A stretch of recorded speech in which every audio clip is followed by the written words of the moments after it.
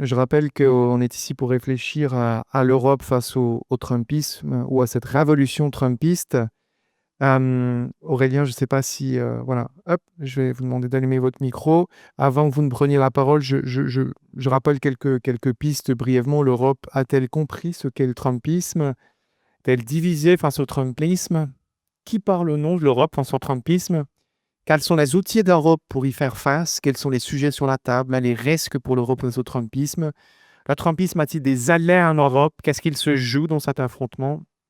Et enfin, très cliché, mais quel avenir pour la relation transatlantique? Oui, sur l'idée de détacher la Russie de la Chine, le schéma Kissinger à l'envers. Je voulais juste rappeler la déclaration conjointe du 4 février 2022 entre Poutine et Xi Jinping, qui était une véritable déclaration de guerre à l'état de droit et qui disait notamment, j'ai la déclaration sous les yeux, que chaque pays devait avoir sa propre définition de la démocratie et que la Russie et la Chine avaient toutes les deux une longue tradition démocratique. Donc je pense qu'il y a eu un schéma de démolition de l'ordre hérité de 1945 de la part de la Russie et de la Chine, et que s'imaginer que ça va sauter, c'est une erreur profonde. Aurélien Duchesne. Si vous m'entendez? Alors je souhaite d'entrée de jeu vous épargner certains poncifs désormais un peu obligés sur le fait qu'on vit maintenant un wake-up call, un moment de réveil européen, que nous allons sortir de la naïveté, que selon l'expression consacrée, les Européens doivent cesser d'être des herbivores dans un monde de carnivores. Et je pense que l'angle proposé par Daladier est beaucoup plus intéressant à long terme, sans flagornerie aucune, c'est que la question qui se pose est plutôt la redéfinition du projet européen.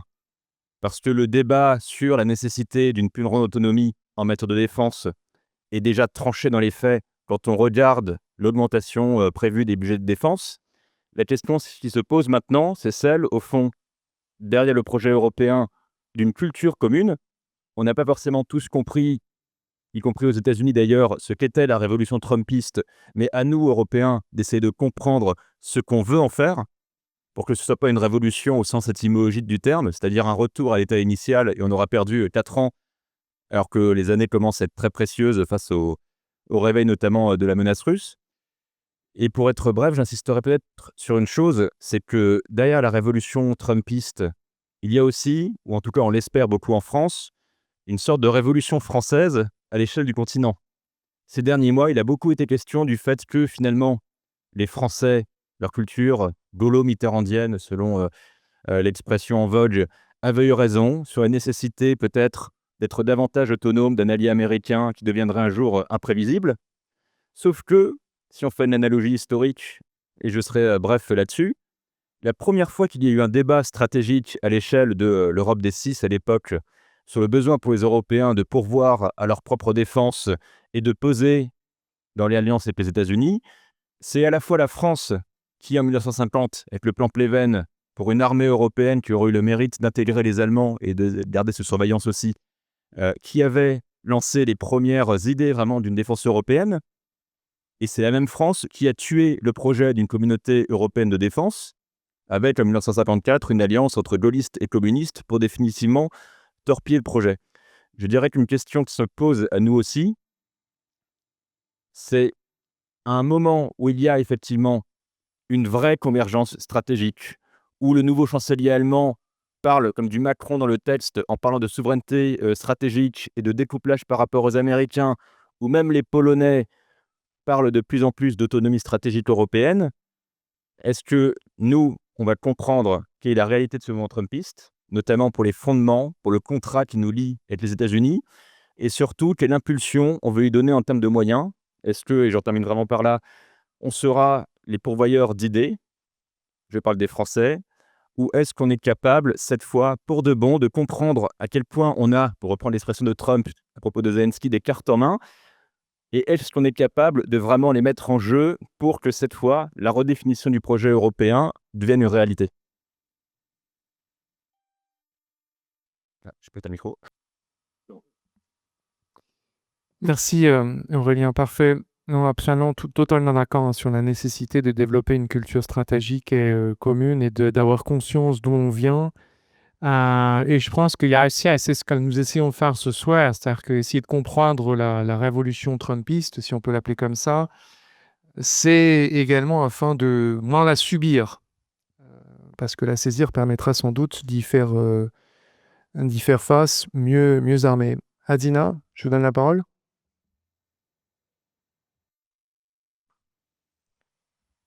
Bonsoir, vous m'entendez bien? On a le plaisir de finir ce non, il y a un montage derrière, pardon. Alors, mais qu'est-ce que j'en pense de ce sujet par rapport à l'Europe?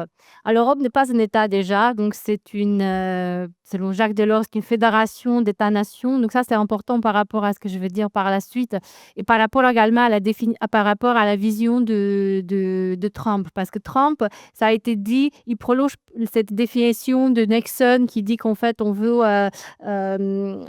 comment dire, l'Europe a été faite pour unir aux États-Unis, mais en fait Trump, et elle veut tout aussi bien que Poutine, il veut détruire l'Europe. Pourquoi? Parce qu'il veut avoir une relation bilatérale avec les différents États. Donc Trump et Poutine ne veulent pas de l'Europe et va gérer justement d'inégal à inégal avec les États. Il préfère avoir une relation avec l'Allemagne, avec la France, avec l'Italie, plutôt qu'avoir une relation avec l'Union européenne. Et pourquoi? Parce qu'en Europe, ensemble, bien sûr, une plus grande force que chacun de ces États séparément. Et je pense qu'il y a deux sujets sur lesquels l'Europe, qui a été basée sur le respect de règles, des valeurs, la norme, qui n'est pas du tout le monde de Trump. Aujourd'hui, on est rentré dans le monde de la vérité, de la réalité. Il y a deux sujets sur lesquels l'Europe doit montrer qu'elle est réellement rentrée dans un âge adulte et qu'elle veut être une puissance. C'est l'Ukraine, le dossier ukrainien, donc la résolution du conflit en Ukraine. Et sur ce sujet-là, tant que Trump négocie directement avec Poutine la résolution d'un conflit sur le continent européen sans que les Européens soient impliqués ou sans qu'ils soient à la table de négociation, bah, ça veut dire qu'ils auront perdu. Ça veut dire qu'en Europe, on ne peut pas être une véritable puissance. Donc, l'Europe doit maintenant aider aussi loin que possible l'Ukraine pour tenir et pour gagner, puisque l'Europe ne peut pas accepter les frontières, enfin un conflit gelé sur 10 000 kilomètres à ses frontières. Il faut pas oublier que la ligne de front, c'est 10 000 kilomètres et c'est à 3 heures d'avion de Paris. Donc, on a des conflits gelés déjà dans l'espace post-soviétique et il n'y a aucun qui est littéralement gelé.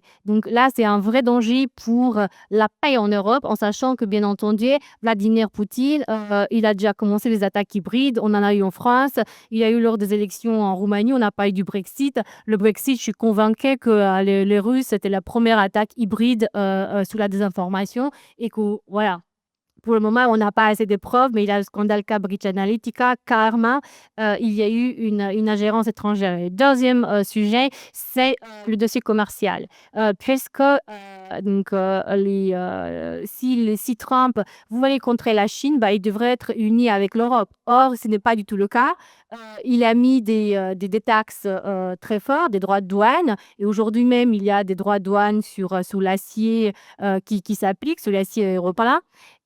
Et sur ce dossier-là, il méprise totalement la présidente de la Commission européenne, Ursula von der Leyen. Les négociations avec la vice-présidente en charge du dossier, Maroš Šefčovič, n'avancent absolument pas.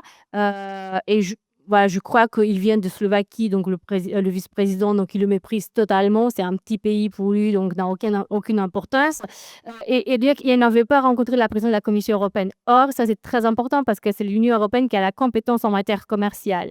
Et c'est tout à fait normal parce que justement, on est un grand marché et pour entrer sur ce grand marché, il faut négocier avec une seule personne et cette seule personne, c'est la présidente de la Commission européenne puisque la compétence en matière commerciale a été déléguée par les États au niveau européen au nom de ce grand marché qui est notre plus grande force. Et donc là, on a beaucoup de cartes en notre main. On a un fameux outil en coercition qui peut être déclenché. Et la grande force de cet outil, c'est qu'il peut s'appliquer de manière individuelle. C'est-à-dire que ça peut nous faire moins mal qu'aux Américains parce que les droits de douane, en fait, c'est un lose-lose game, en fait. C'est chacun perd, en fait, parce que c'est des taxes, finalement, sous les consommateurs. Alors qu'en instrument anti-coercition, c'est-à-dire on peut taxer, mais de manière stratégique individuelle, les intérêts américains en Europe. C'est-à-dire dans l'OERIC, je sais pas, Meta et X, par exemple, qui ont besoin du marché européen pour être profitables et pour exister.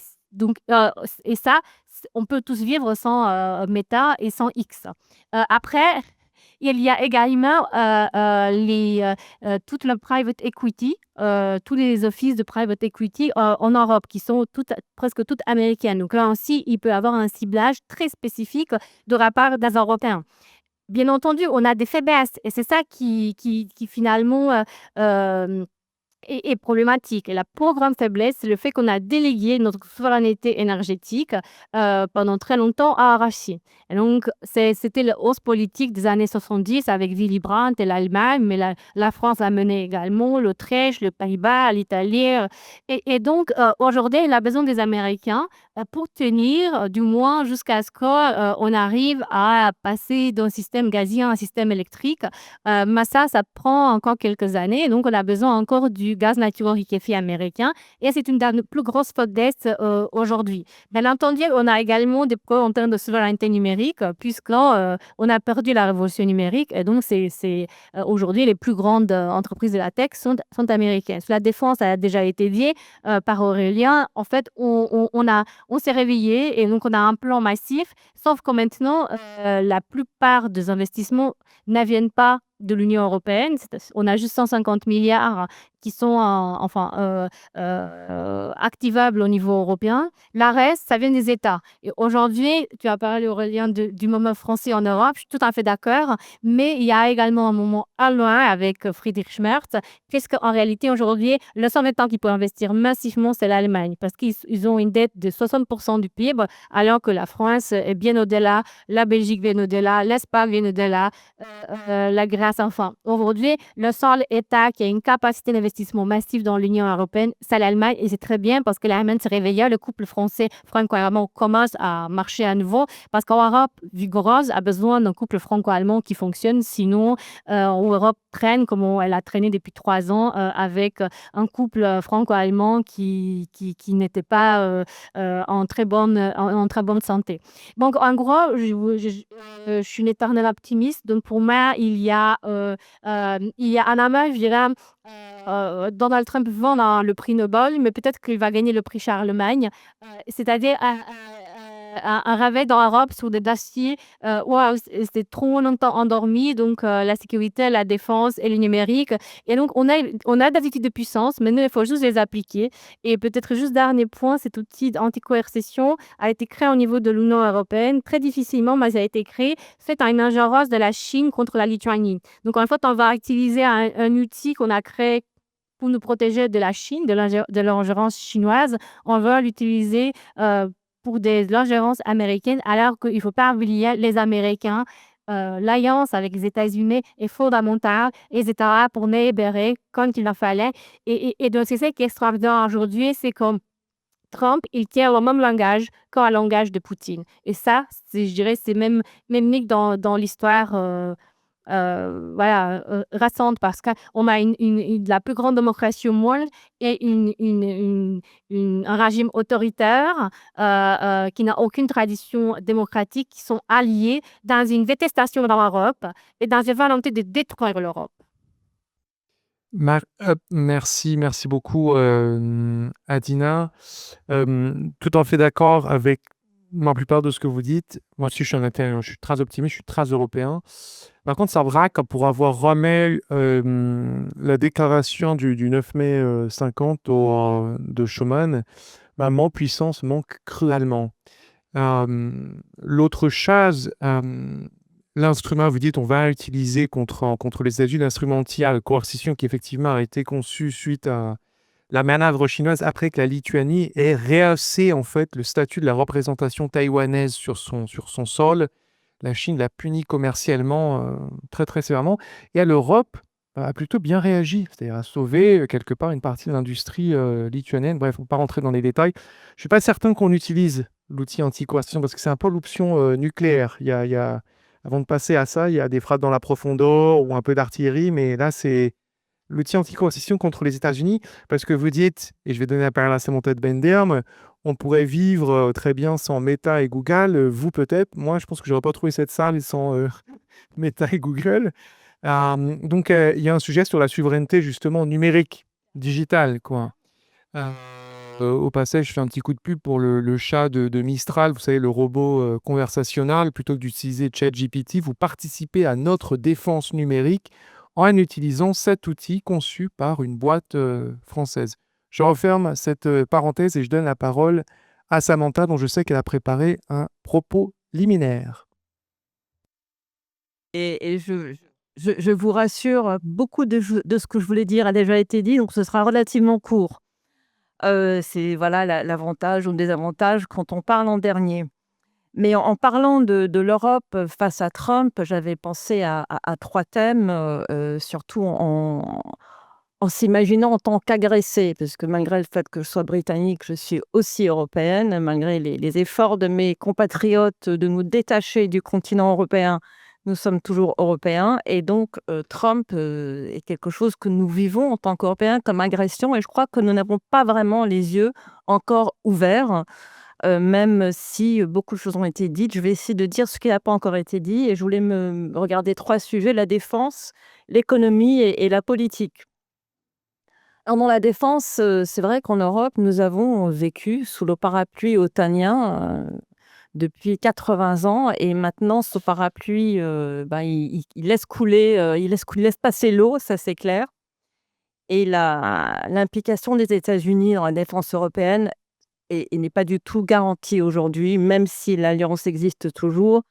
Nous ne pouvons plus compter sur les États-Unis, ça je pense que tous ceux qui sont ici ont entendu les déclarations de Trump, de Hexas, il n'y a rien de nouveau. Mais on va quand même regarder les faits qui sont inquiétants.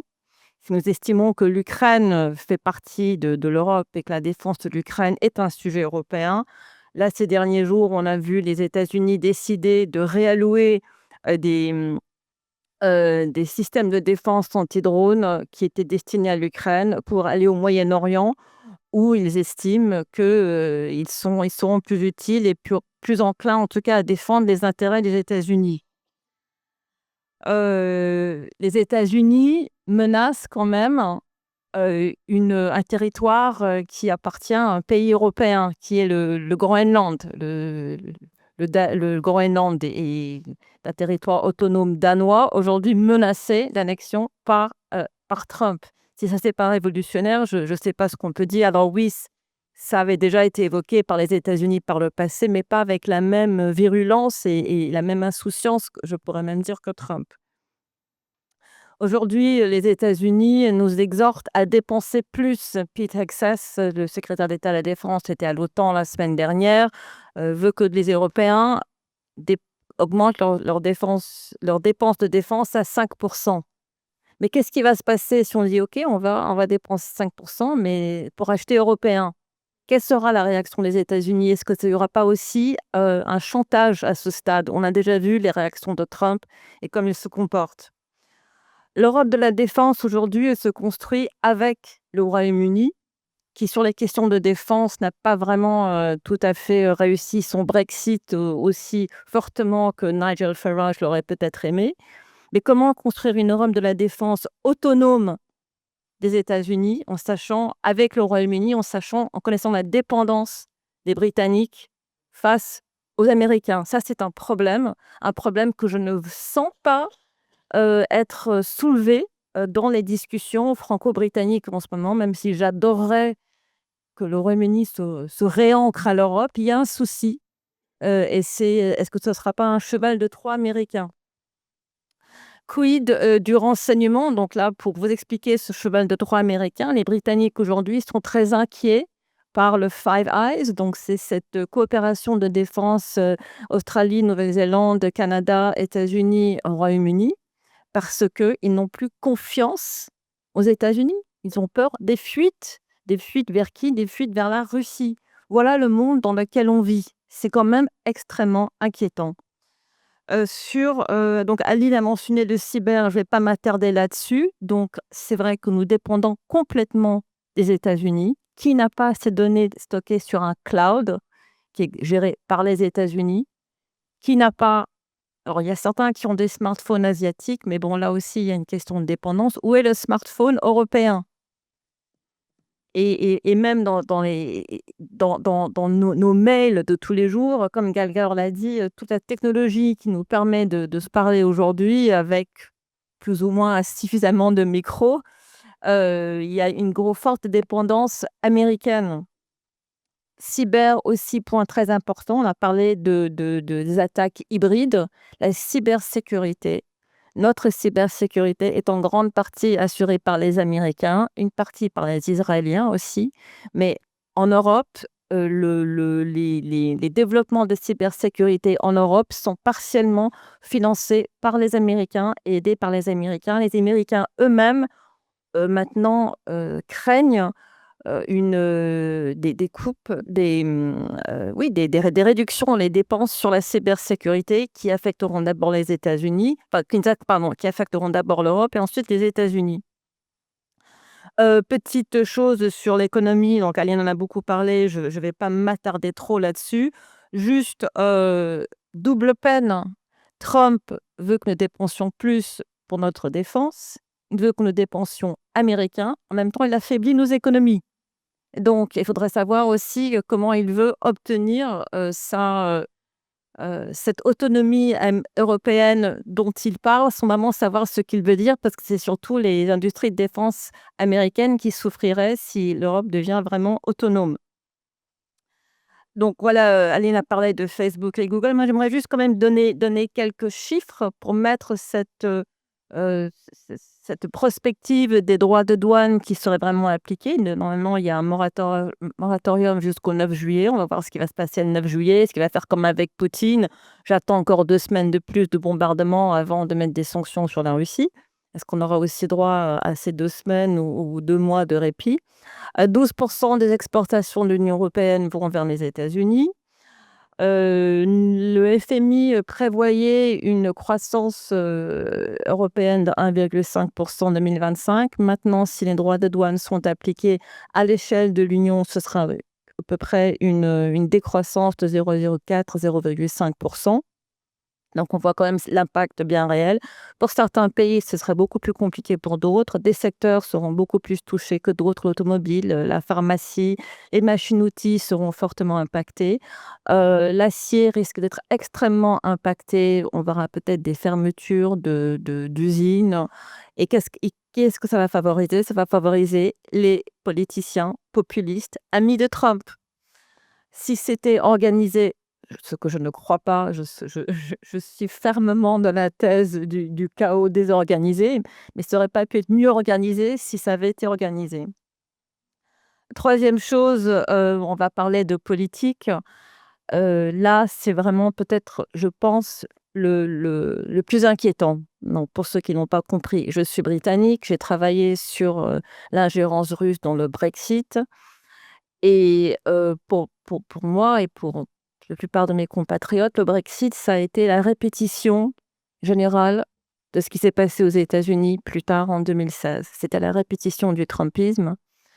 Ceux qui ont fait des recherches là-dessus, vous avez mentionné madame le journaliste Luke Harding qui a écrit d'excellents livres sur l'ingérence russe.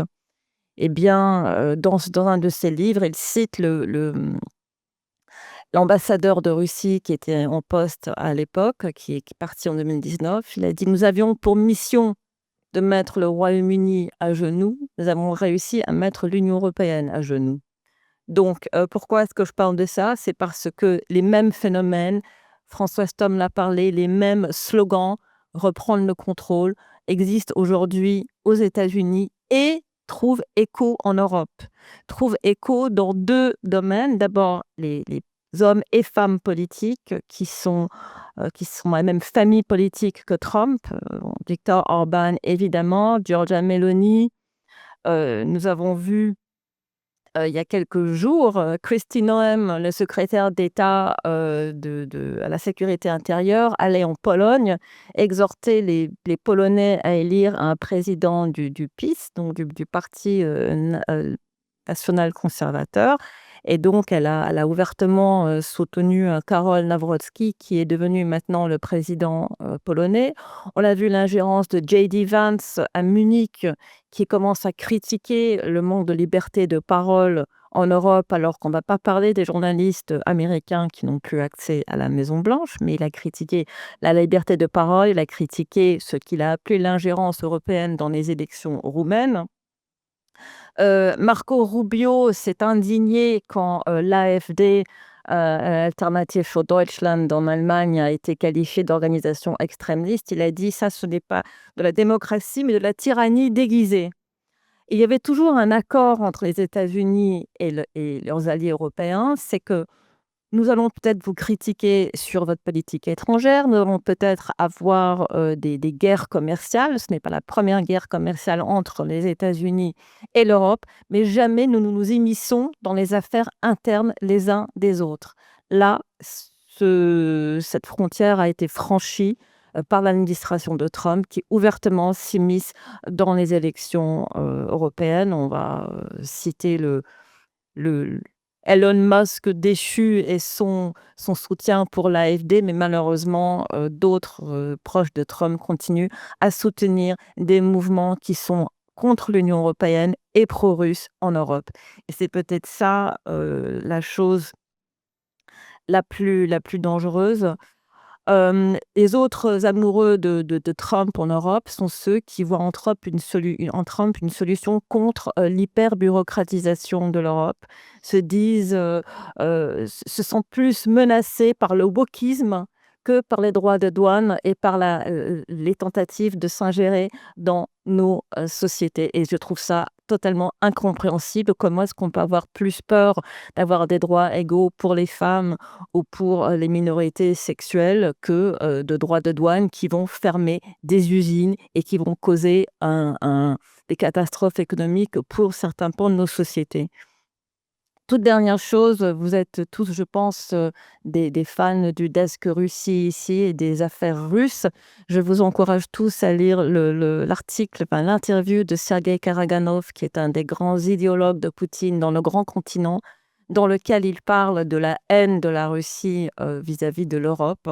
Il parle de cette Eurasie qui va, grâce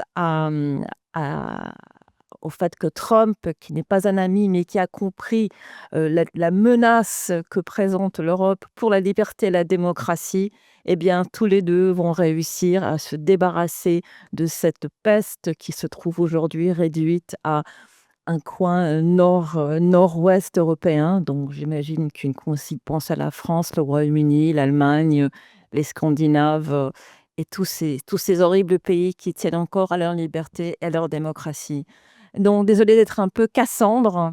Je pense qu'il faut ouvrir les yeux et ouvrir les esprits. Ne pas sombrer dans le complotisme, parce que je crois qu'aucun complotiste n'aurait assez d'imagination pour imaginer ce qui est en train de se passer aujourd'hui. Merci.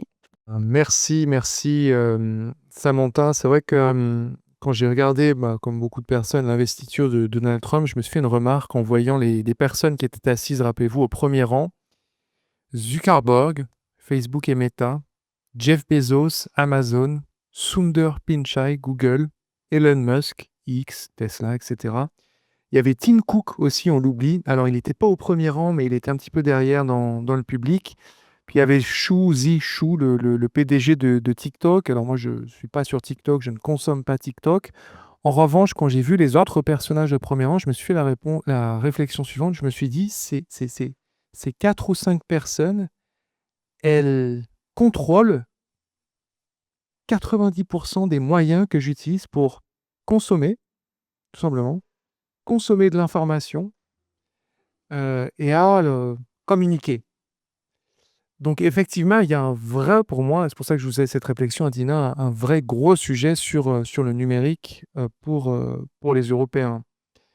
Et d'ailleurs, c'est un de mes fils X qui m'a alerté par rapport à l'excellent entretien, la présence dans le grand continent, effectivement, de Karaganov, que je vous recommande à toutes et à tous. Je vous recommande également, je touche pas à l'argent quand je le fais, mais je le fais, l'entretien qui m'a vraiment, vraiment fasciné, je dois le dire, d'Orban à Darius Rochebain sur LCI, que vous pouvez trouver en replay, m'a fasciné. Pour 2 raisons. D'abord, il y a le langage corporel de Orban, donc je pense que je vais pas le re-regarder, je vais l'écouter après l'avoir regardé, parce qu'il a une espèce de morgue quand il s'exprime, il est souvent comme ça. Mais je me suis fait la réflexion suivante, je pense qu'en fait, c'est la morgue de la personne qui a passé du temps à la périphérie, qui désormais a l'impression d'être au centre et qui nous dit à nous: «C'est vous désormais qui êtes marginaux. Le barycentre, c'est moi, c'est nous». Et je pense que ça faisait partie du message qu'il était venu délivrer justement sur le sol français. Donc j'invite vivement à l'écouter, notamment sur ce qu'il dit sur la menace russe, les faiblesses de la Russie. Puis on parle du cheval, on employait l'expression de cheval de Troie. Je pense qu'elle convient pas mal le concernant.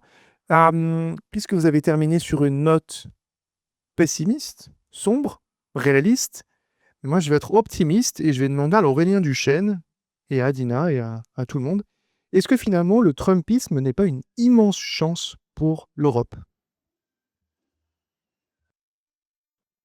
Alors, comme disait Antonio Gramsci, qui n'est pas spécialement de mon bord, le pessimisme de la connaissance n'empêche pas l'optimisme de la volonté.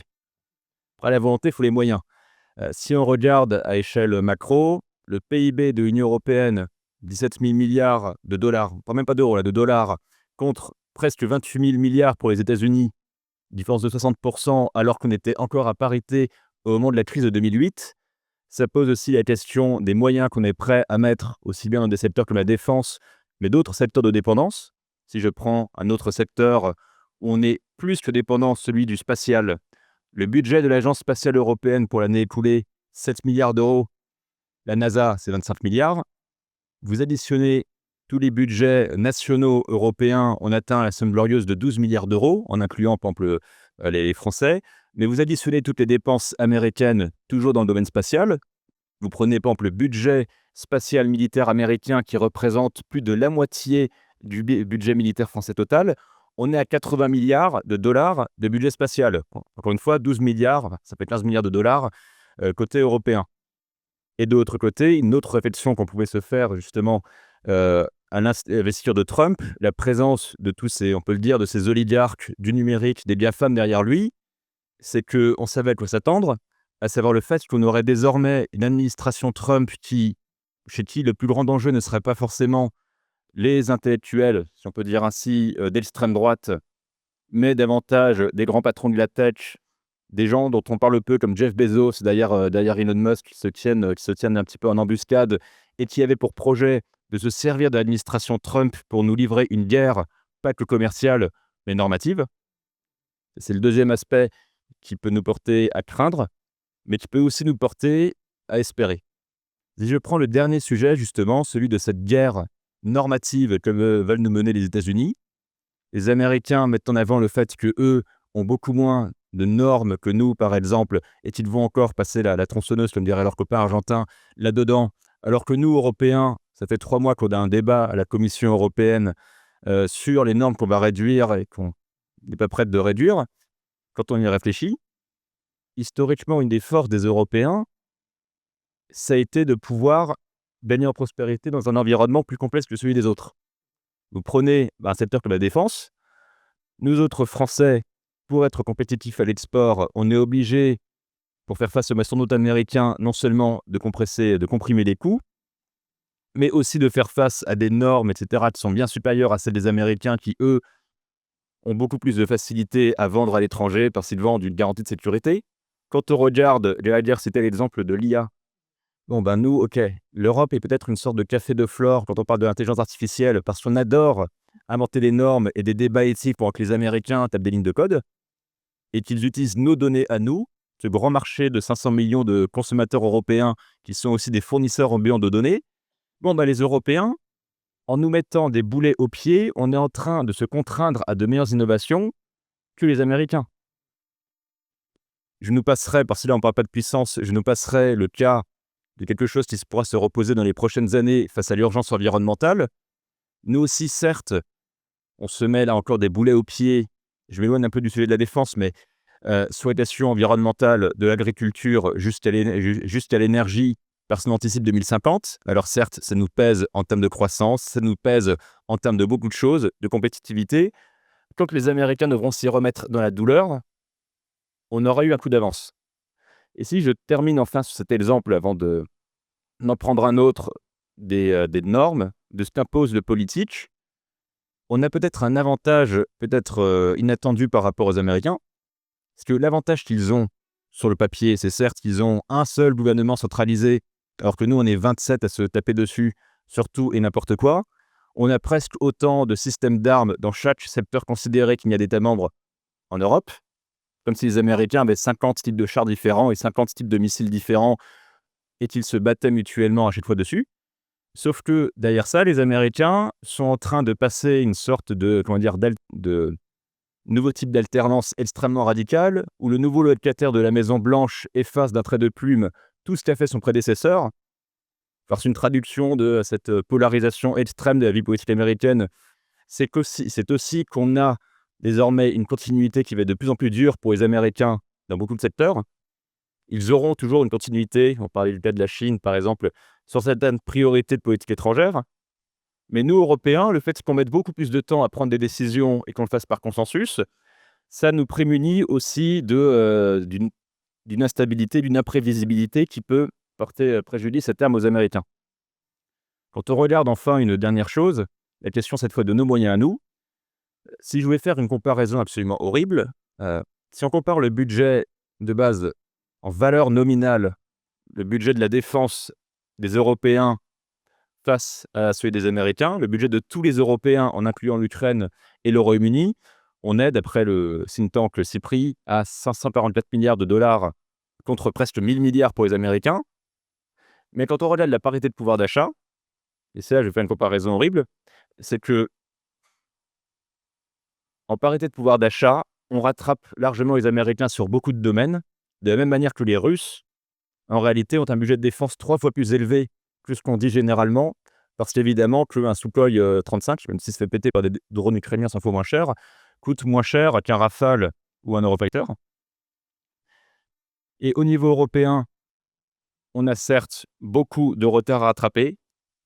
On pourrait viser les fameux 5% du PIB alloué à la défense, ce qui est d'ailleurs pas forcément pertinent comme indicateur. Ça ne nous permettra pas de rattraper des énormes retards qu'on a pris sur les Américains, y compris dans des domaines auxquels on ne pense jamais.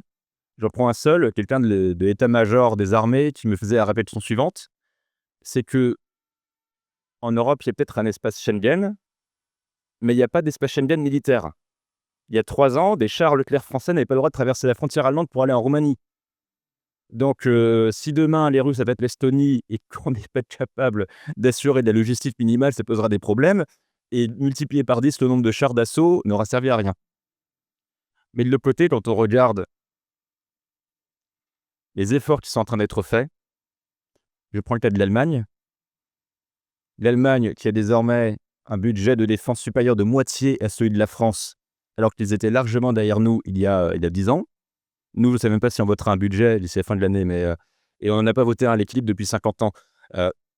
Mais l'Allemagne, dans ses priorités, vise des priorités de plus en plus, non pas nationales, mais européennes. Le discours du chancelier Merz, quand les Allemands ont voté un paquet de plus de 500 milliards d'euros d'investissement, notamment dans la défense pour les prochaines années, Merz a dit que c'était pour aider à l'autonomie européenne. Et quand je regarde les priorités, pour terminer là-dessus, qui sont celles de la loi de programmation militaire française, celles qui fixent nos besoins militaires jusqu'à l'horizon 2030, alors ok, on restera malheureusement une armée échantillonnaire au format bonsaï, comme on dit, c'est-à-dire qu'on a gardé le tronc de toutes les compétences, mais il reste pas beaucoup de branches. On a 200 chars Leclerc, là où les Polonais prévoient d'en avoir accessoirement 1500 à horizon 2030. Ils auront aussi 70 fois plus d'artillerie longue portée et au moins 30 fois plus d'artillerie. Mais nous serons complémentaires de ça. On aura une Pologne qui se concentre sur une armée de garde à l'Est, et n'en déplaise à certains généraux à qui je me suis pris la tête sur LCI, ils le feront. Mais nous, Français, on sera les seuls avec les Britanniques à investir dans des capacités pour lesquelles les Européens, et j'inclus encore une fois les Ukrainiens dedans, se rendent compte à quel point on en a besoin. Dans le renseignement, heureusement que les Français, plus que les Britanniques sur ce coup, ont entretenu des capacités qui sont dites redondantes, où on se demandait mais pourquoi les Français veulent être autonomes à ce point des Américains sur le renseignement. Quand à tout hasard les Américains le coupent aux Ukrainiens, voire en philo-russe, ça montre une utilité. Et quand les Français ont été les seuls, et je terminerai là-dessus, à maintenir des filières qui sont certes peu, on va dire, tournées pour l'exportation. Je pense par exemple à toutes les technologies qui nous permettent d'être indépendants en matière de chaudronnerie nucléaire pour nos porte-avions, notre porte-avions ou nos sous-marins. On voit que quand il y a en face une réceptivité qu'on n'avait jamais eue, des Allemands, des Polonais qui se mettent à parler de s'ouvrir à une dissuasion nucléaire française et britannique, on se rend compte qu'enfin, on est à la rencontre entre deux mondes qui se parlaient assez peu, une France qui a tout gardé à son niveau mais à une échelle réduite, et une Europe qui était devenue très dépendante, mais qui a la taille critique pour que nous, Français, on puisse mettre à nos dispositions nos outils de puissance. Et je serai là les prochains jours en Estonie. Je sais que 90% des questions qui nous seront posées, ce sera: est-ce que vous, les Français, vous êtes prêts dans la durée à nous mettre sur votre parapluie nucléaire? Je pense que c'est ça, au fond, la vraie révolution Trump, et la manière dont Trump peut nous rendre optimistes. C'est que ce genre de débat, je pense qu'ils sont là pour durer, et que les Français sont enfin prêts à s'ouvrir à ce que nous, on mette un peu de côté notre indépendance sur certains sujets, mais pour gagner en indépendance collectivement avec les autres Européens. Sachant que vos camarades estoniens, Aurélien, je pense qu'ils vont poser cette question précisément à cause de l'exemple Trump, mais en l'ayant à l'esprit concernant notre champ politique à nous, Français.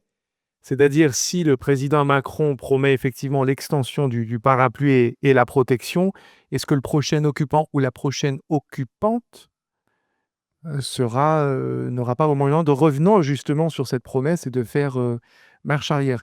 Il a 20 heures, tout le monde est libre, c'est la beauté de ce pays, l'une des beautés de ce pays. Adina, je ne sais pas si cette question elle a du sens pour vous, mais on a beaucoup resté cantonné, et c'est très bien, à l'intérieur de l'espace européen. Ce qui m'en frappe en voyageant, c'est que l'espace européen est perçu actuellement comme un espace de stabilité et de fiabilité. Je pense notamment à des partenaires du sud-est asiatique qui se sentent un peu lâchés par les Américains et n'ont pas spécialement envie de se retourner vers les Chinois dont ils se sont largement dérisqués, voire découplés, et qui reviennent toquer à la porte des Européens, qui les avaient déjà dragués il y a quelques années, mais ils n'étaient pas si intéressés que ça, puisque les États-Unis, c'était l'alpha et l'oméga. Est-ce que justement, dans ce moment et face à ce Trumpisme, l'Europe, on en a parlé à l'intérieur, mais est-ce qu'à l'extérieur de ses frontières, elle n'a pas des alliés?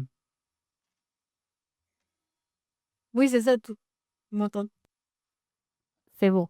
Oui, c'est ça en fait, toute la beauté du projet européen, c'est qu'il attire. Il est beaucoup critiqué à l'intérieur, mais en fait, il attire énormément, parce que, voilà, le projet européen et Aurélien l'a mentionné, les dernières années, on a perdu quelques batailles et on a été un peu naïfs, notamment, sur l'énergie, sur la défense, sur le numérique.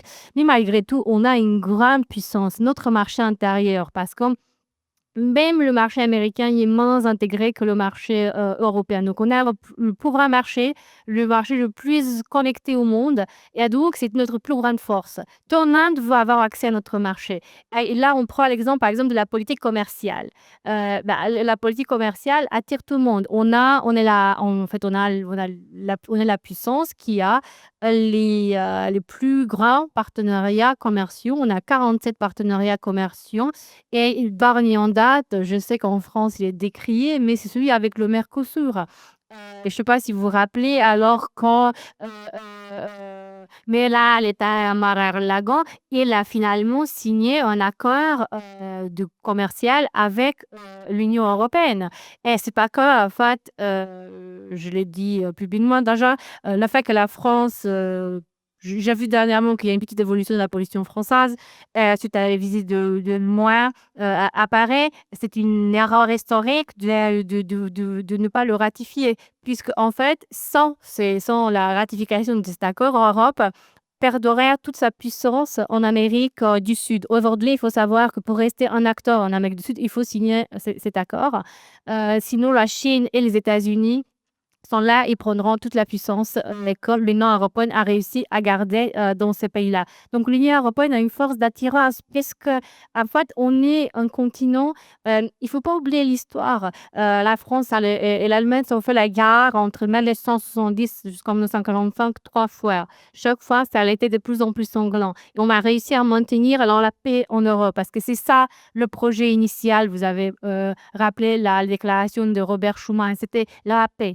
Maintenir la paix entre des aliénés d'antan. Et c'était le projet européen. On a eu la réunification européenne ensuite avec justement la chute du rideau de fer et les pays de l'Est qui ont rejoint l'Europe. Et le projet européen attire toujours. Il suffit de regarder, on a parlé de Maïdan, parce que Maïdan, c'est parti justement de la volonté des Ukrainiens de rejoindre l'Union européenne.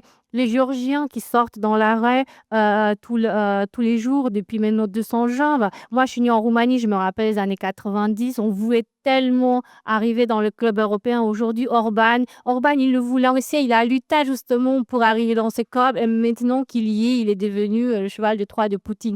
Donc, l'Europe attire.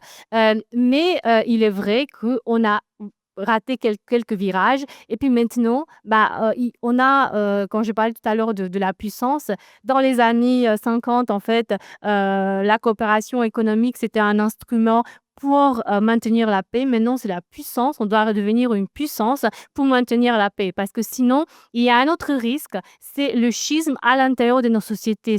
On a beaucoup parlé des élections. Aujourd'hui, en fait, on a un schisme à l'intérieur de nos sociétés et ça, c'est nourri par des campagnes de désinformation menées de l'extérieur et notamment de Russie et ça amplifie les différences de point de vue dans nos différentes sociétés. Il ne faut pas oublier qu'en 2027, il y a une élection capitale en France et moi qui suis née en Roumanie et j'ai suivi de manière très attentive ce qui s'est passé lors des élections présidentielles roumaines, la même cause peuvent avoir les mêmes conséquences. Au vu de dernières déclarations de Marine Le Pen dans le Loiret, quand voilà, le discours de Marine Le Pen, c'était un copier-coller de la propagande de Vladimir Poutine. Il ne faut pas oublier que le Rassemblement national a été financé par des banques russes. Donc, on est devant des grands mouvements de plaques tectoniques avant une élection à haute je dirais, degré d'incertitude en France. D'où l'important justement je vais finir avec le marché, parce qu'en fait, le marché européen, je disais que c'est une grande force, mais elle peut être encore une plus grande force, qui justement peut augmenter le pouvoir d'achat des Européens, parce que je suis tellement convaincue que les électeurs votent pour du pouvoir d'achat. Et aujourd'hui, l'Union européenne, les États, les gouvernements n'arrivent plus à donner du pouvoir d'achat. Et pourquoi? Parce qu'en fait, Vladimir Poutine nous a coupé les approvisionnements gaziers en 2022. Et depuis, on vit une crise gazière. C'est pas une crise sécuritaire, c'est une crise du pouvoir d'achat parce qu'on a eu du gaz, mais on a eu du gaz plus cher. Et donc, ça a nourri l'inflation. Et aujourd'hui, on n'est pas encore sorti de là. Donc, les gens, ils ont du mal à finir les mois. Et donc, ils votent pour des solutions simplistes proposées par les populistes. Et donc, il faut finaliser les marchés européens dans le domaine de l'énergie. C'est capital. La défense, Aurélien l'a très bien expliqué, parce qu'aujourd'hui, c'est un marché qui est encore très fragmenté. Ça ne sert à rien d'investir dans des chars si les chars ne peuvent pas arriver en Roumanie ou en Estonie, parce que les routes ne sont pas assez larges, par exemple. C'est un exemple très concret. Et puis, le numérique, bien entendu, il nous faut un smartphone européen. On avait Nokia. Pourquoi Nokia a fait faillite? Demain, ce sera les batteries. Aujourd'hui, les batteries, les matières premières rares, tout ça, c'est la puissance chinoise. Et donc, il faut qu'en Europe, on arrive à avoir ça. Et dernier point, je crois que je suis encore une fois très optimiste, mais en 2020, on était tous enfermés chez nous, on ne savait pas si on allait survivre. Et finalement, qui a découvert les vaccins? C'est l'Europe. C'est des chercheurs européens, sinon aux États-Unis, qui les a fabriqués en masse et dans les temps, l'Europe, et qui ensuite les a exportés et qui les a aussi également donnés. Il y a seulement l'Europe. ni les États-Unis, ni la Russie, ni les autres, c'est l'Europe. Donc moi, je crois dans la puissance de l'innovation européenne parce qu'elle existe. Mais bon, il faut se réveiller. C'est vraiment on est, au 23e, heure, de la 24e heure, avant, justement une tornade, populiste en Europe.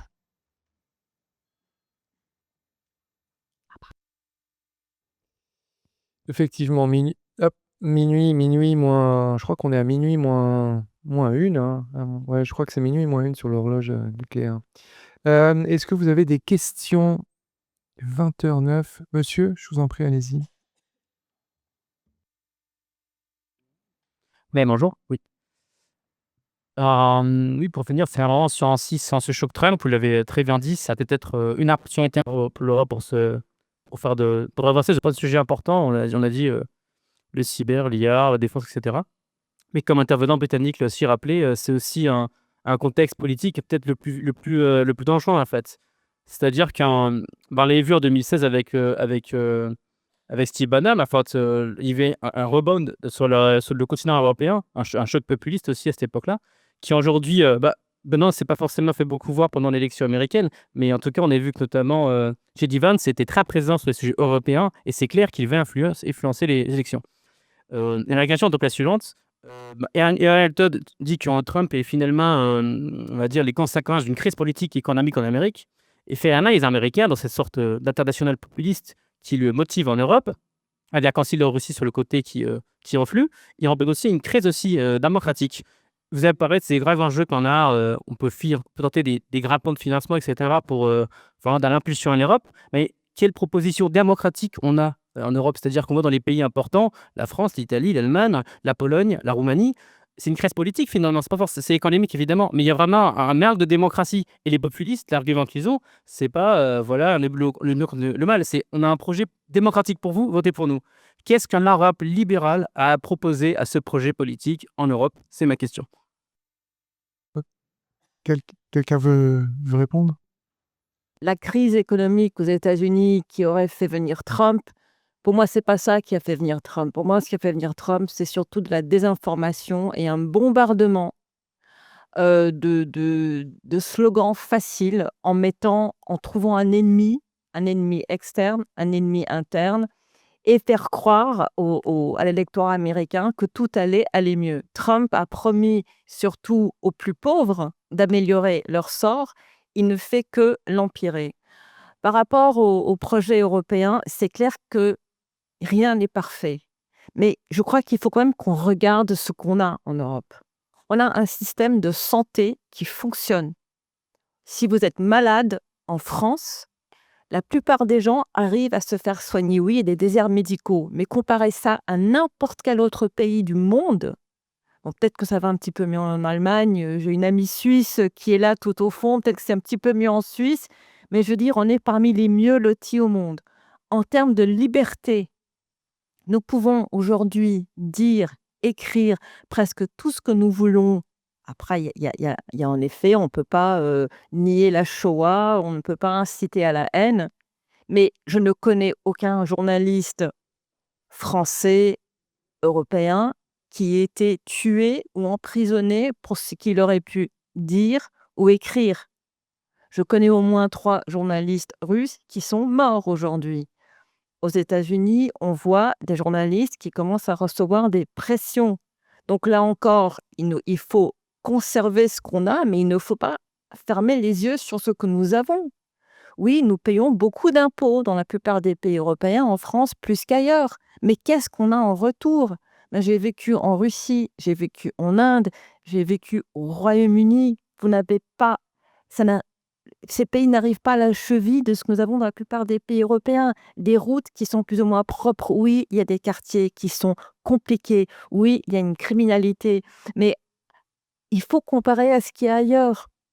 Et moi, ce qui me fait très, très peur, c'est que les problèmes qui existent, il ne faut pas les occulter. Je pense que beaucoup des personnes qui sont au pouvoir ont peut-être tendance à les minimiser. Mais ceux qui proposent une alternative, quand moi j'entends qu'est-ce que l'Europe démocratique propose, la réponse que beaucoup de gens me donnent quand ils me posent ces questions, c'est: «Ah ben moi je vais voter pour, un des extrêmes parce qu'il promet ce monts et merveilles». C'est extrêmement compliqué de gouverner. J'ai travaillé dans 2 administrations extra-gouvernementales, à l'OTAN et à l'Union européenne. Gouverner, c'est prendre le plus petit commun dénominateur. L'Union européenne, elle trouve des consensus au plus petit commun dénominateur. Cette grande bureaucratisation et cette surréglementation des Européens, c'est souvent chaque pays membre qui rajoute des réglementations, que ce soit dans le domaine de l'agriculture, de la pharmacie, du droit commun.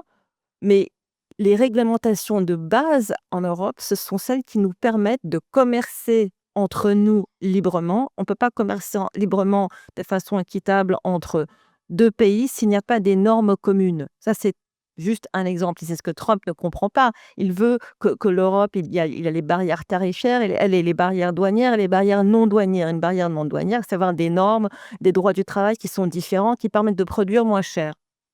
Donc oui, il y a beaucoup de problèmes en Europe et moi je trouve que l'Europe, elle offre déjà beaucoup. Elle offre le chômage, elle offre la santé, elle offre une liberté d'expression, une liberté de voter. Donc elle pourrait offrir plus, oui, mais donnez-moi un moment dans l'histoire où l'Europe a été aussi libre qu'elle l'est aujourd'hui. Bon, peut-être dans les années 90, quand j'étais beaucoup plus jeune, je sens qu'elle était plus libre, mais bon, on a tous l'impression que quand on était jeune, c'était mieux. Je vais juste terminer sur une blague là-dessus pour quand c'était mieux, c'est que je demandais aux Brexiteurs en Angleterre: «Est-ce que c'était mieux avant que l'Union européenne?» et monsieur me répondait: «Oui, avant l'Union européenne, j'avais plus de cheveux, j'avais un ventre plat et puis le corps de ma femme était différent». Bon, voilà et c'est ça, regardons ce que nous avons, s'il vous plaît, regardez ce que nous avons et regardez ce que les autres n'ont pas et après on peut penser à améliorer, mais l'Europe propose beaucoup. Voilà et je dis ça comme quelqu'un qui a perdu son identité européenne et qui souffre terriblement à cause de ça, mais j'espère que bientôt elle va m'être restaurée. Merci, Samantha, juste sur ce que vous disiez sur, ce qui a permis l'élection de Donald Trump. Il y a eu un phénomène, hein, je l'ai couvert de son élection et d'autres d'ailleurs, il y a eu de l'ingérence russe, il y a eu un phénomène de désinformation. Adina parlait de Cambridge Analytica, d'exploitation de métadonnées, de données pour, faciliter l'élection de Donald Trump. Après, il y a aussi un terreau, fertile, c'est-à-dire que les situations n'ont pas été créées et d'ailleurs Philippe Reynaud faisait, référence à l'excellent entretien de monsieur Sandler dans Le Monde.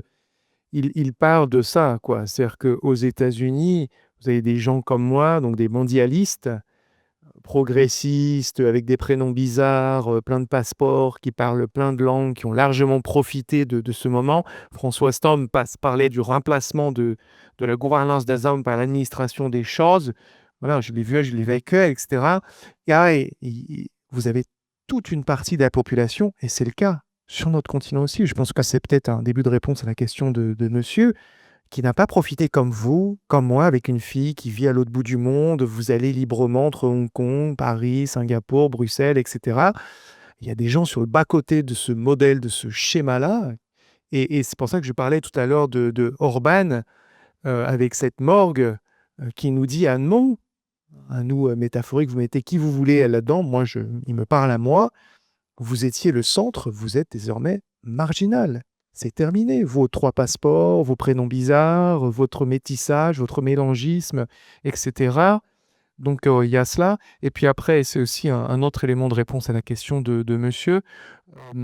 Parce qu'on a essayé là de définir ce qu'est le Trumpisme, il faut aussi savoir arriver à définir ce qu'est l'urbanisme. Et je pense qu'il ne faut pas céder à la tentation de dire c'est un facho, autoritaire, totalitaire, etc. Il faut être plus précis, plus méticuleux.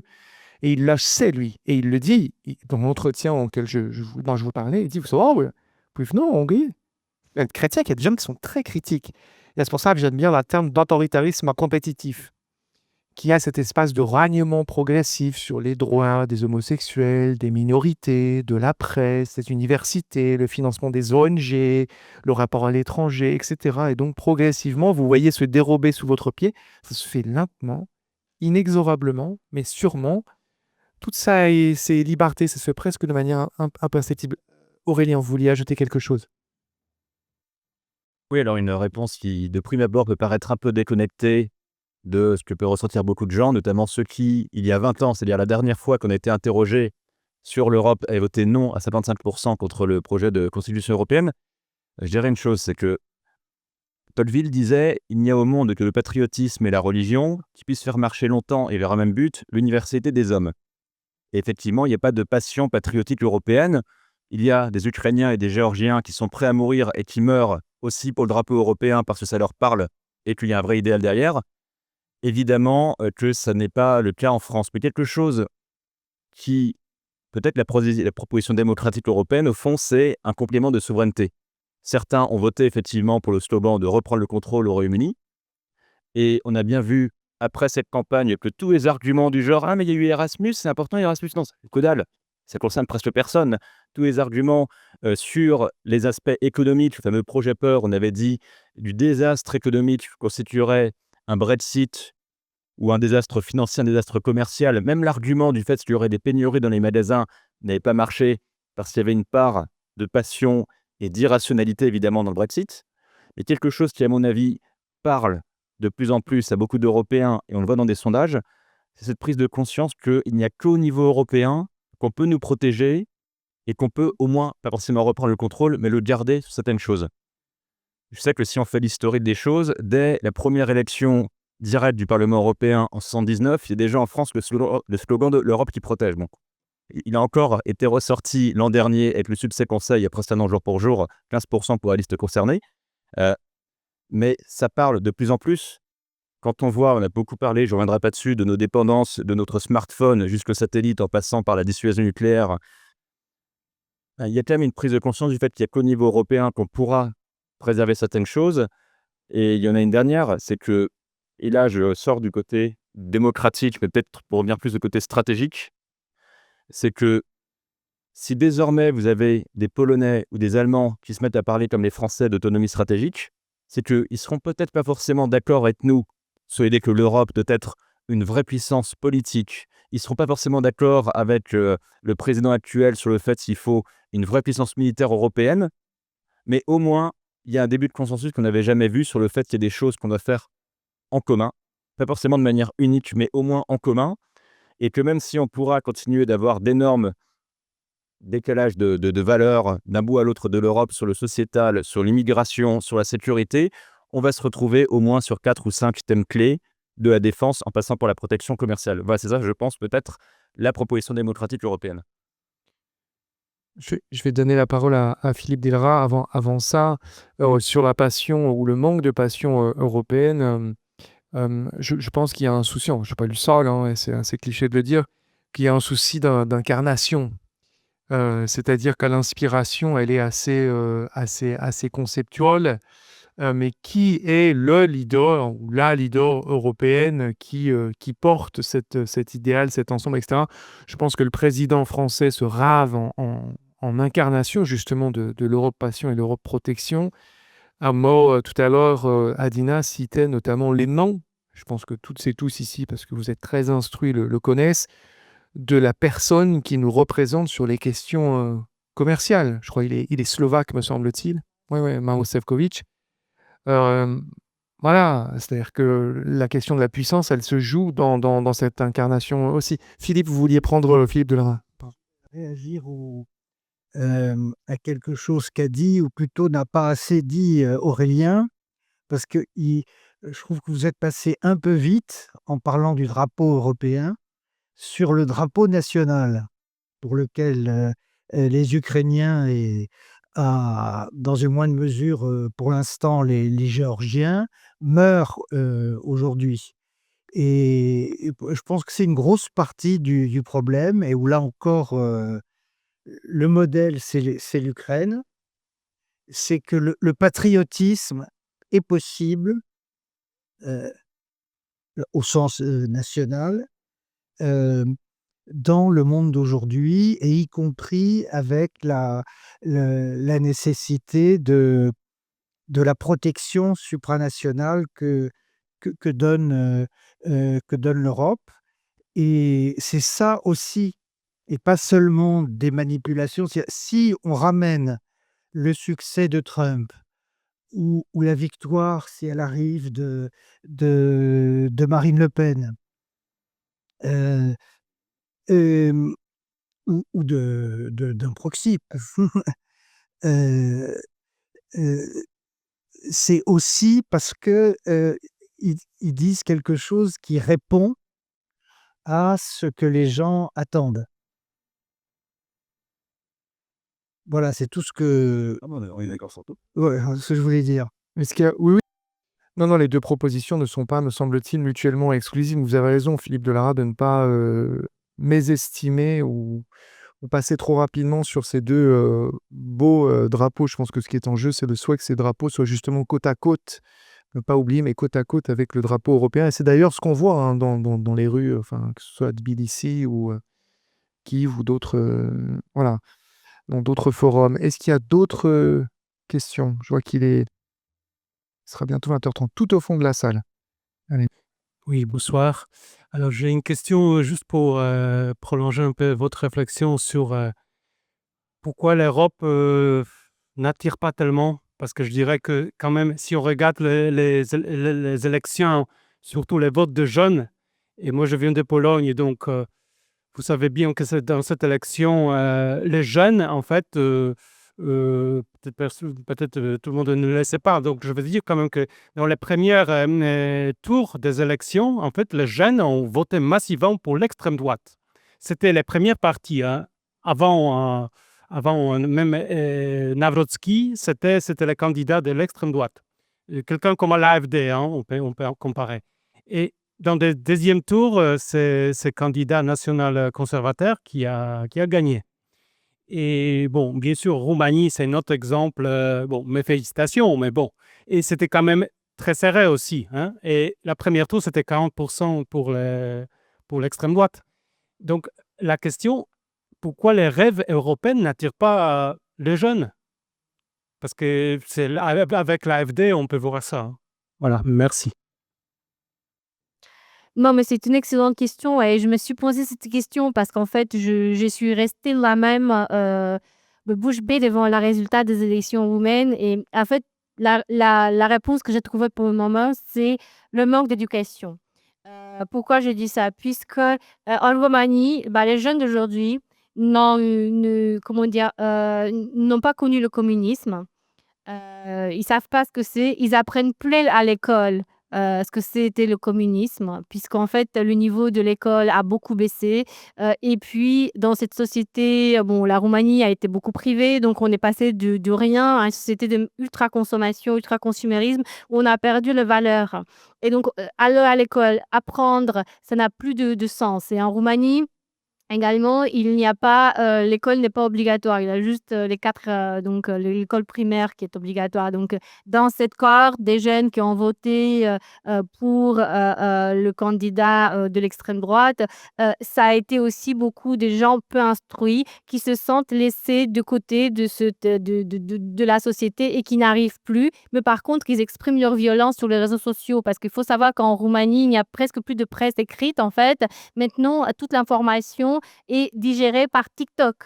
Et TikTok, autre point faible que j'ai pu identifier, c'est que dans certaines langues moins parlées, il n'y avait pas de modération. Par exemple, malgré les lois européennes, il n'y avait pas de modération. Maintenant, ça a un peu changé, mais il n'y avait pas de modération. Déjà, TikTok modère peu. Alors, en roumain, il y avait zéro modération. Donc, du coup, on restait dans la boucle. Il faut savoir que cette attaque hybride en Roumanie a commencé en 2020 avec comment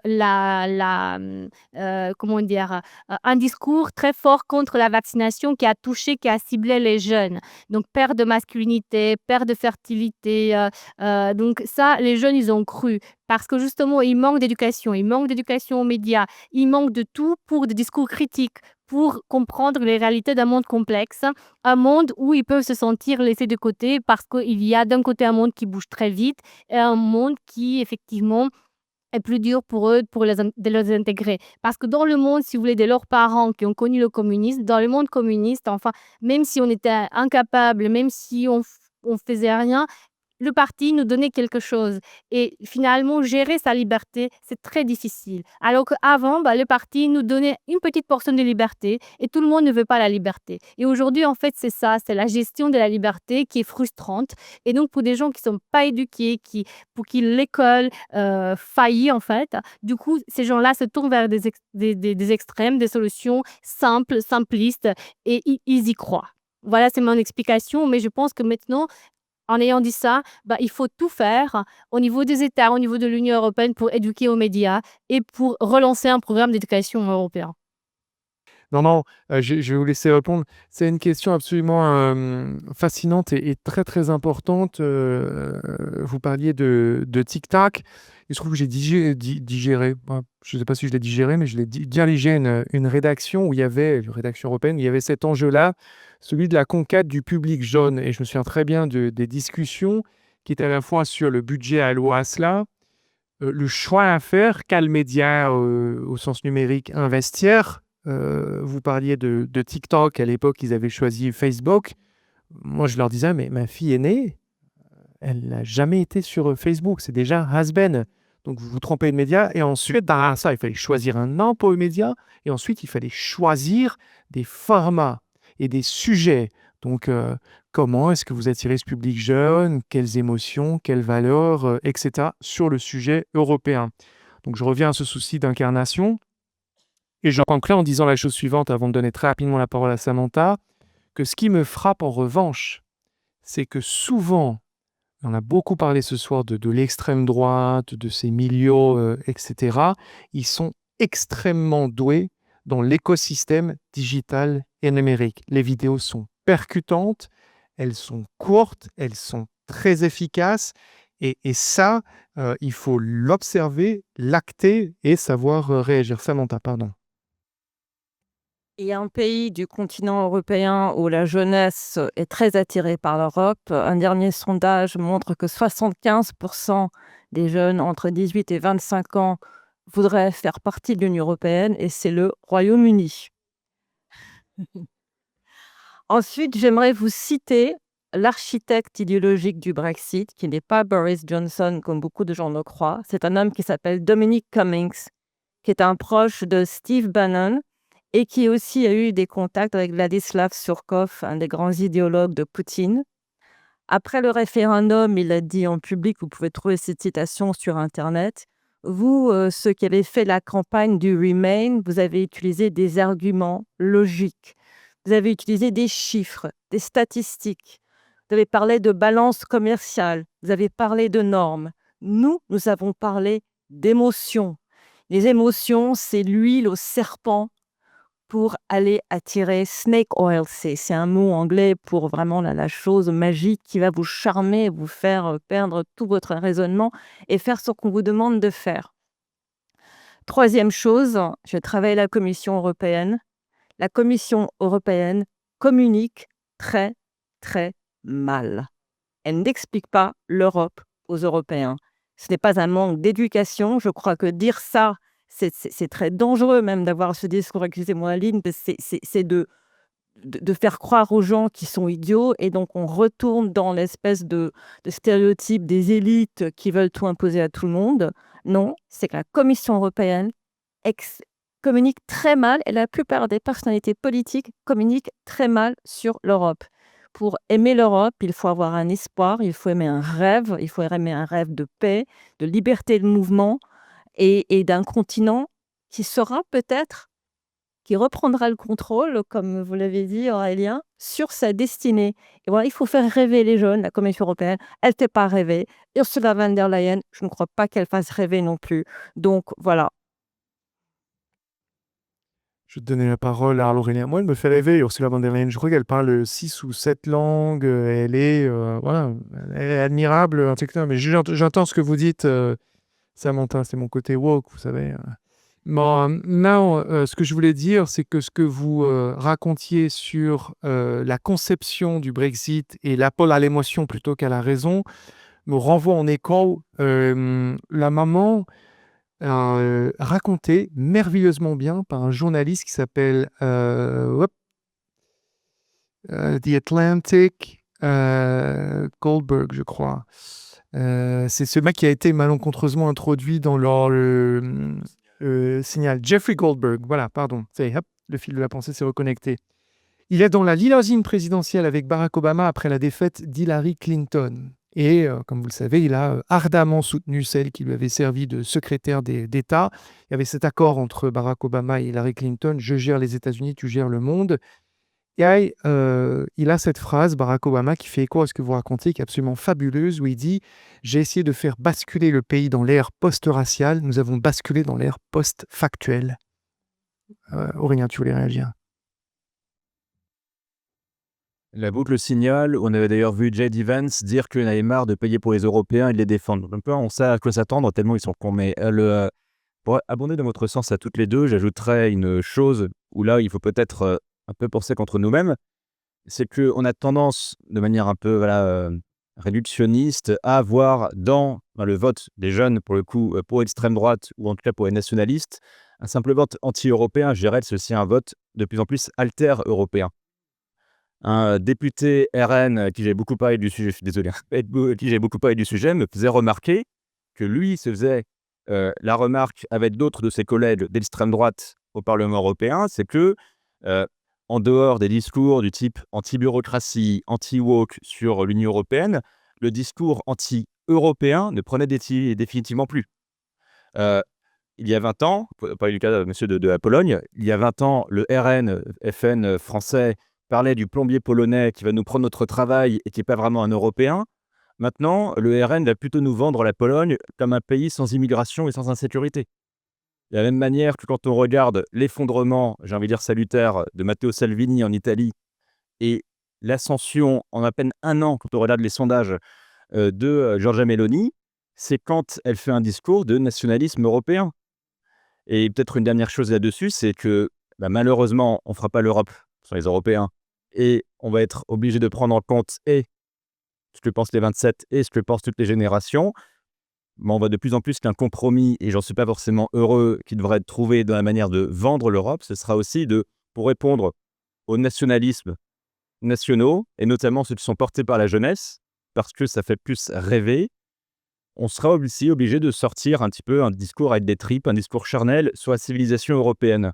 Ça avait été d'ailleurs tenté dans le projet de constitution européenne qui a été rejeté par les Français, mais on va être obligé d'y revenir parce que, et je rebondis sur ce que disait enfin Samantha, quand vous parliez de ce mode de vie européen, ça en fait partie.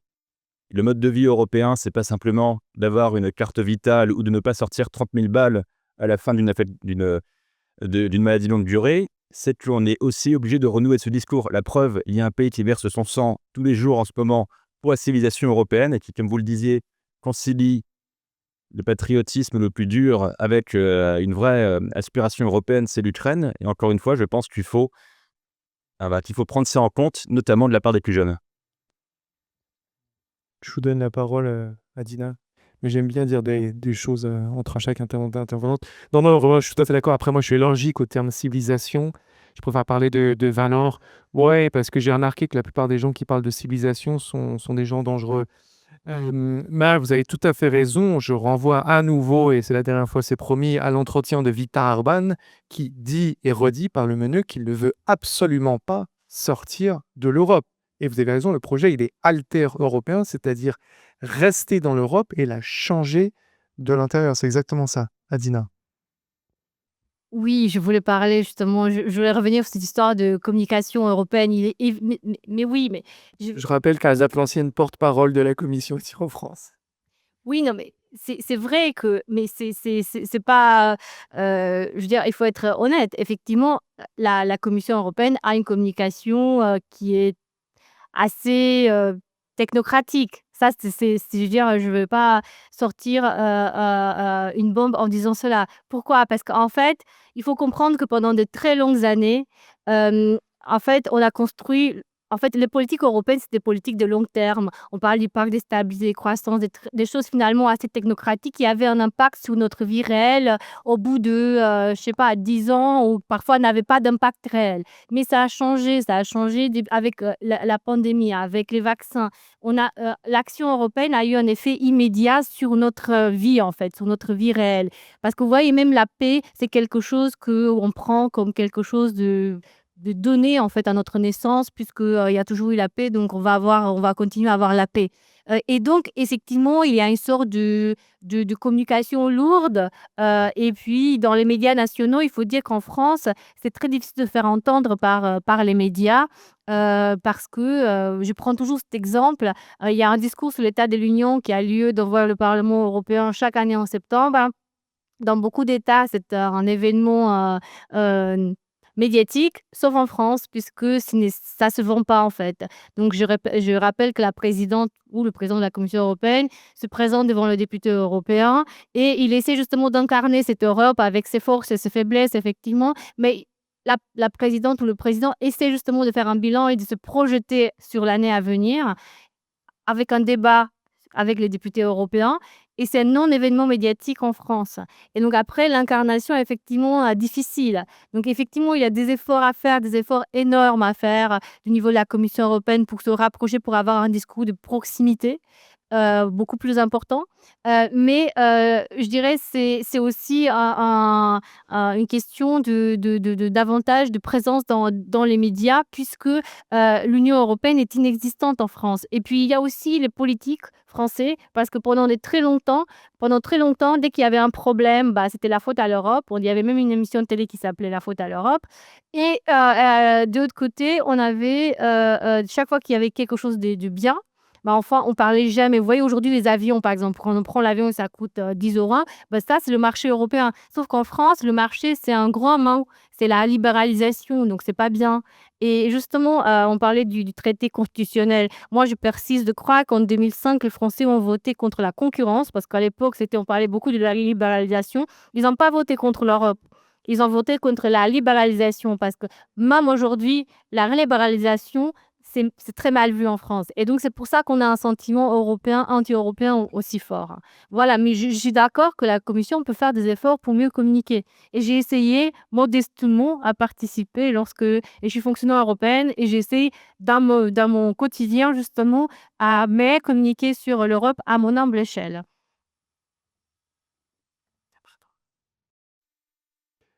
Et vous le faites, très bien si je peux me permettre. Je pense et on vient de m'indiquer que la fac donc, dans laquelle nous sommes ferme bientôt donc, étant donné que j'ai pas l'intention de passer la nuit, ici, même si ma compagnie m'est très agréable, on va conclure. Je voudrais juste dire, un mot parce que le terme justement est revenu et c'est un peu comme civilisation. Je trouve que quand on parle de l'Europe, il y a des racismes dont on s'accommode un peu trop rapidement et facilement et c'est un réflexe presque pavlovien contre lequel il faut lutter à mon sens.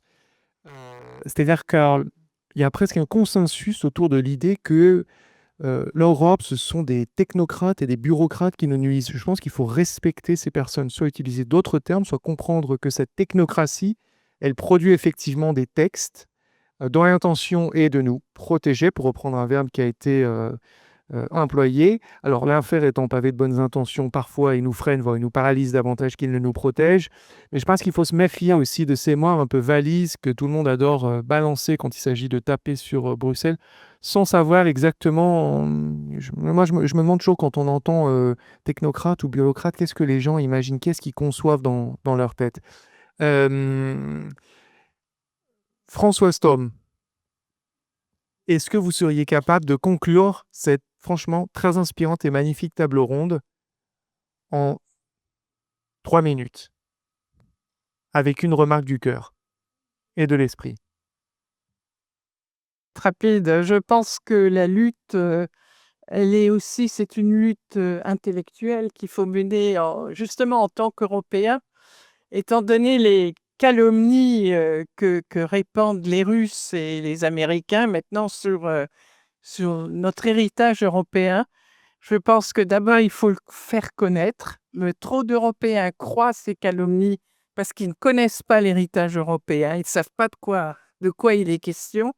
Donc il y a une lutte, il y a un réarmement intellectuel qui est indispensable si on veut lutter contre le trumpisme, contre le poutinisme. Il ne faut pas négliger cet aspect-là. La lutte contre les réseaux sociaux, l'influence des réseaux sociaux est prioritaire. Il faut armer les jeunes justement contre ces réseaux sociaux. Il faut leur montrer le danger des passions. Ça, c'est peut-être la tâche des historiens qui voient très bien les ravages que causent les passions tristes de l'humanité et montrer justement comment la civilisation européenne, elle s'est construite dans la méfiance à l'égard de ces passions et dans le respect de la vérité et de la vérité et de la raison. Hein. C'est les deux points forts de la civilisation européenne. Et l'universalisme aussi, contre cette tendance au rétrécissement dont je parlais tout à l'heure, cette vision étriquée, cloche-merlesque que développent les réseaux sociaux et que développe ce venin venu de Russie et maintenant des États-Unis, malheureusement. Infiniment, Françoise Thom. Deux choses. La première, c'est que sur les réseaux sociaux, le président français, donc Emmanuel Macron, vient de déclarer qu'il souhaite l'interdiction des réseaux sociaux pour les moins de 15 ans en France, à moins que l'Union européenne ne s'en occupe d'abord. Donc, vous avez tout à fait raison, il y a un enjeu absolument colossal et majeur qui est lié au fait d'actualité du jour, du triste, du tragique fait d'actualité du jour.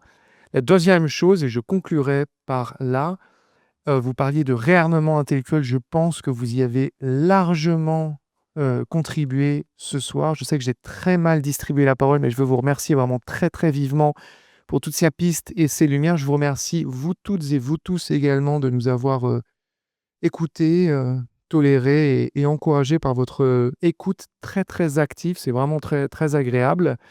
Il nous reste à vous souhaiter une très, très belle soirée en remerciant à nouveau Galia Ackerman, Desk Russie. Université. Merci.